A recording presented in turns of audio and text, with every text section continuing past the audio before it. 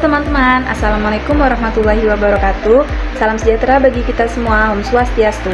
Perkenalkan, nama saya Rima Astari Agustia dengan NIM A1J224023.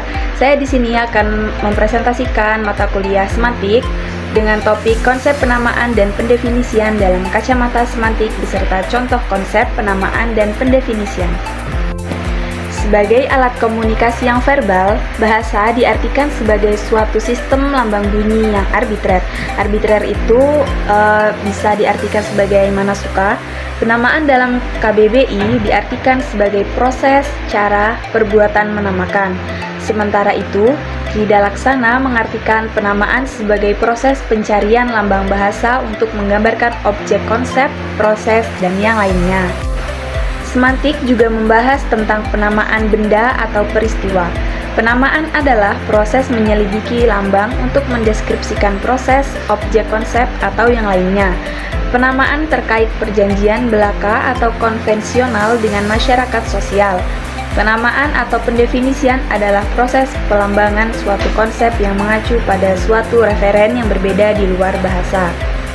Bahasa bersifat arbitrer, maka pemberian nama pun bersifat arbitrer atau mana suka. Dalam kehidupan manusia, seringkali sulit untuk menamai atau memberi label pada objek atau peristiwa di sekitarnya karena jumlahnya yang terlalu banyak dan sangat beragam. Akibatnya, lahir nama-nama benda atau kelompok benda tersebut, seperti nama hewan, makanan, dan tumbuhan. Penyebaran informasi terkait penamaan dilakukan melalui sarana lisan, yaitu komunikasi lisan. Makna nama terkait dalam kehidupan masyarakat sosial, yakni tempat, alam, benda, bahan, bunyi, sifat khas, keserupaan, dan pembuat. Pemberian nama juga berlaku untuk suatu makanan.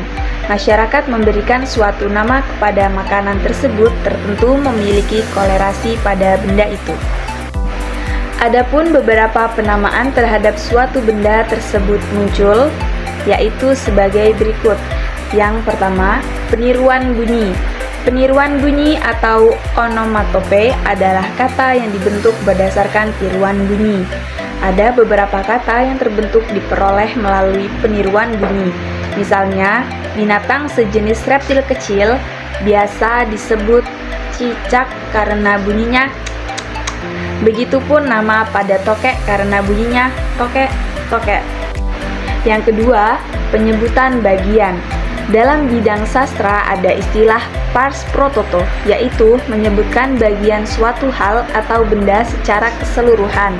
Misalnya pada kalimat setiap kepala menerima bantuan Rp100.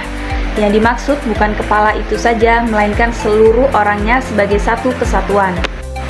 Yang ketiga, penemu dan pembuat. Penemu dan pembuat seringkali menjadi hal yang melatar belakangi proses penamaan suatu benda itu muncul atau bisa disebut dengan apelativa.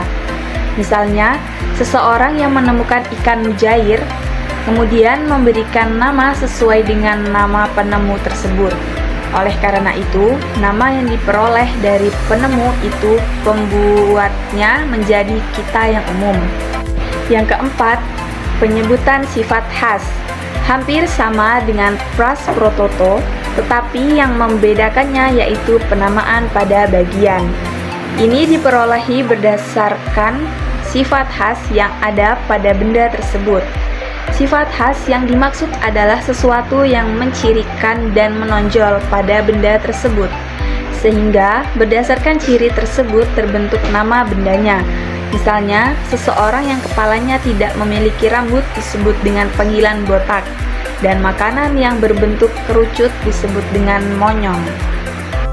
5. Tempat asal. Beberapa benda diperoleh namanya berdasarkan tempat asal di mana benda tersebut berasal. Misalnya, pada jenis burung kenari berasal dari Pulau Kenari di Afrika, sehingga memudahkan seseorang untuk memberikan nama berdasarkan tempat asalnya. 6. Bahan. Beberapa benda namanya diperoleh berdasarkan bahan pokok benda tersebut. Bahan yang mendasari yang mengakibatkan munculnya sebuah penamaan pada benda tersebut. Misalnya, minyak kayu putih namanya diperoleh berdasarkan daun dan ranting kayu putih. 7.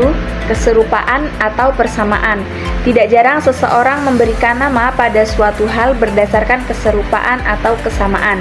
Dalam dunia kesusastraan, kata digunakan secara metaforis, yang berarti digunakan dalam suatu ujaran yang maknanya disamakan makna leksikal tersebut. Contoh, kata kaki pada kaki meja, kaki gunung, kaki kursi. Kata kaki memiliki makna yang sama dengan arti yang sebenarnya atau leksikal, yaitu yang terletak di bawah untuk menopang bagian atas. 8. Singkatan. Seseorang seringkali melakukan singkatan terhadap beberapa kata. Dalam hal singkatan ini, banyak kata-kata dalam bahasa Indonesia yang terbentuk dari sebagian hasil penggabungan unsur huruf awal dari beberapa kata yang digabungkan menjadi satu. Misalnya, pada kata ABRI yang bermula Angkatan Bersenjata Republik Indonesia. 9. Penamaan baru. Penamaan baru atau pengistilahan baru dibentuk untuk menggantikan istilah atau kata dengan sebutan yang baru. Hal ini terjadi karena penamaan tersebut dianggap kurang rasional atau kurang tepat. Contohnya, kata kuli diganti menjadi buruh, buta huruf menjadi tuna aksara, karena kata tersebut dianggap kurang sopan atau kurang halus menurut pandangan dan norma sosial. Dalam konsep penamaan juga sering dikaitkan dengan referensi dalam teori semantik. Yang pertama, teori referensial, yaitu makna suatu kata ditentukan oleh objek yang dirujuknya dalam dunia nyata. Yang kedua, teori deskriptif, yaitu sebuah nama dapat memiliki makna yang lebih kompleks, bukan hanya sebagai referensi langsung, tetapi juga melalui deskripsi yang dikaitkan dengannya. Ada beberapa contoh sebagai berikut. Contoh penamaan benda atau objek. Bulan untuk merujuk satelit alami bumi. Everest untuk merujuk gunung tertinggi di dunia. Penamaan orang atau tokoh seperti Pak Prabowo, nama untuk presiden saat ini.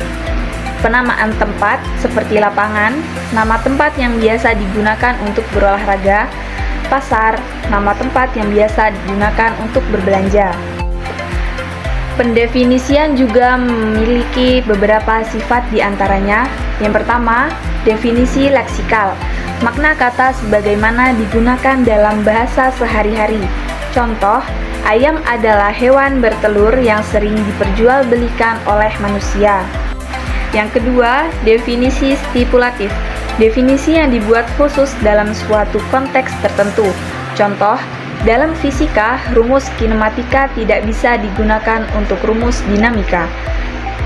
Yang ketiga, definisi operasional.